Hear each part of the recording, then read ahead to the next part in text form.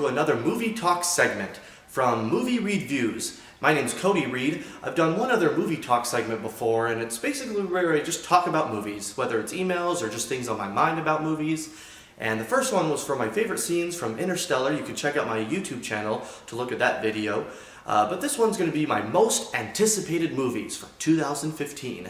Now there's a lot of movies coming out. A lot of them, for my list, are sequels for franchises because we've already seen some of the past movies, and so these are continuations of that.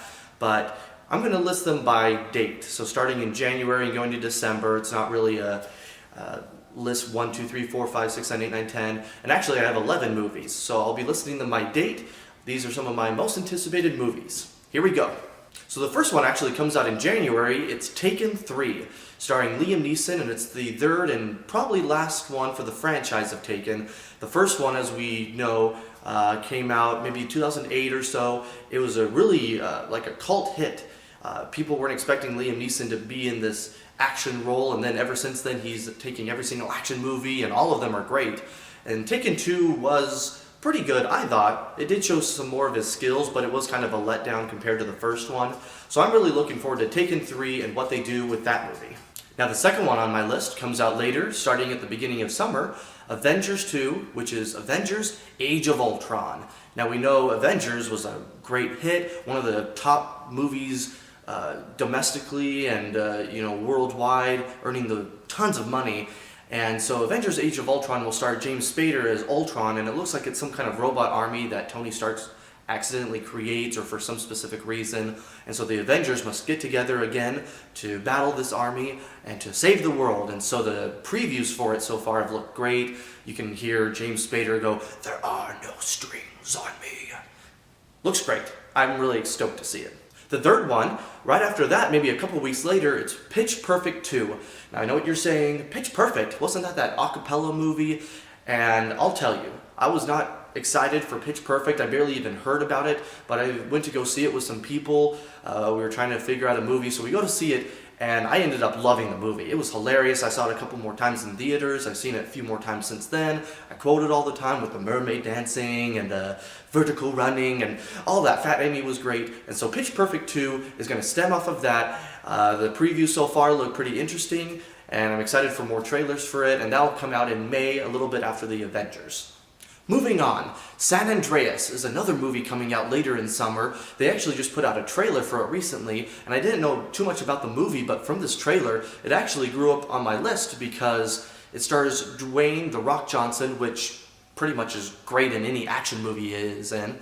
And it's a movie about the San Andreas Fault, in California, how it's splitting, and it causes a bunch of mayhem, so it's like a disaster movie. So, disaster movie, the effects look good, The Rock's in it. Sign me up. Looks awesome. Another movie in summer, and of course a lot of these probably are going to be in summer on my list because that's big blockbusters and they're exciting, Jurassic World. Now it stars Chris Pratt, which was the voice of the main star in Lego Movie. He was also in Guardians of the Galaxy, which was like the top movie of the year, box office wise. And so Chris Pratt will star in Jurassic World, the fourth installment of the Jurassic Park series.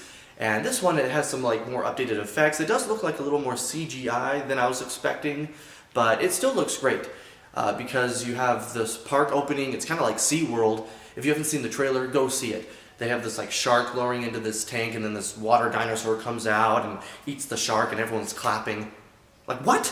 Are you serious? And then they create this hybrid dinosaur, and it's going to cause mayhem? Man, sign me up, because these people are crazy. They want to see dinosaurs. I'd go just watch it on YouTube, and that's it, because I'd be freaked out. So I'm pretty excited to see that movie too.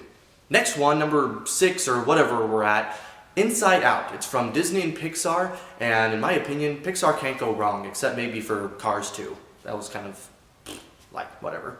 But Inside Out, it will tell a story of all these different emotions that happen in each of us. And so, if you've seen the previews, it has this little girl, and it has a conversation she's having with her parents, and each of them have a few different emotions, like anger, joy, fear, some of those emotions, and they're all talking to each other, figuring out how to conversate with some of the other people, and it looks really interesting. It's a really unique take on, how we think and how we process information, and it looks like it'll be great for the family, just like Pixar always does. You'll have this family-friendly story that kids will love, but then the adults will be able to look at and enjoy as well. So look out for Inside Out.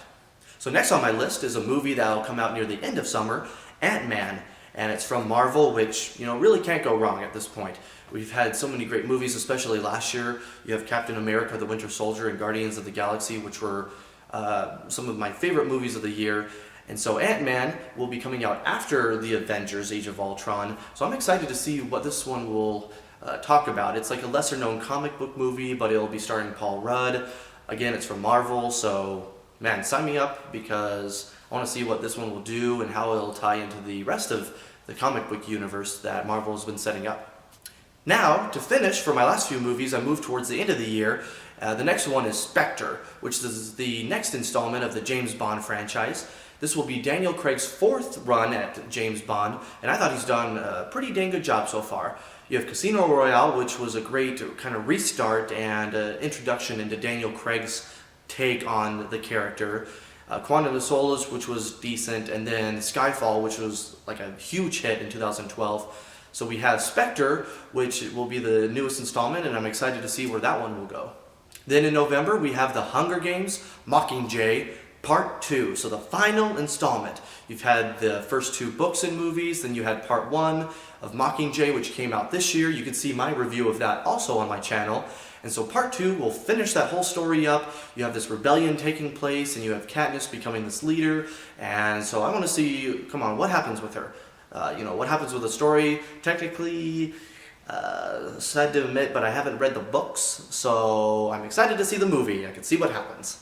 And then we have Star Wars Episode 7, The Force Awakens. There has been an awakening. Have you felt it? Well, I felt it. From seeing that trailer, man, I'm excited to go see that as well. I'm so stoked. I'm not even that huge of a Star Wars fan, I'll say. I'm sorry, I'm not that kind of fan. But I did like the older movies. Plus, they've had a huge hit on, in the box office and culturally.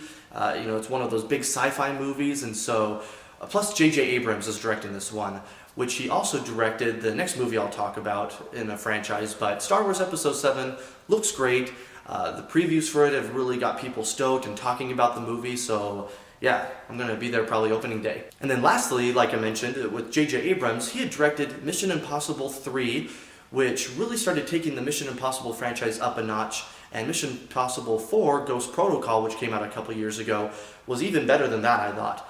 And so in December of next year, as far as they're planning, they have Mission Impossible 5 coming out, and it'll come out in next December.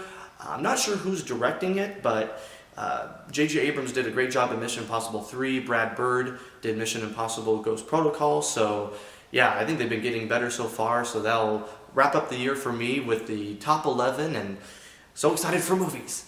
So yeah, that wraps up my list, but what did you think of it? Do you have any comments, or what were your thoughts on movies coming out next year, or is your list a little bit different?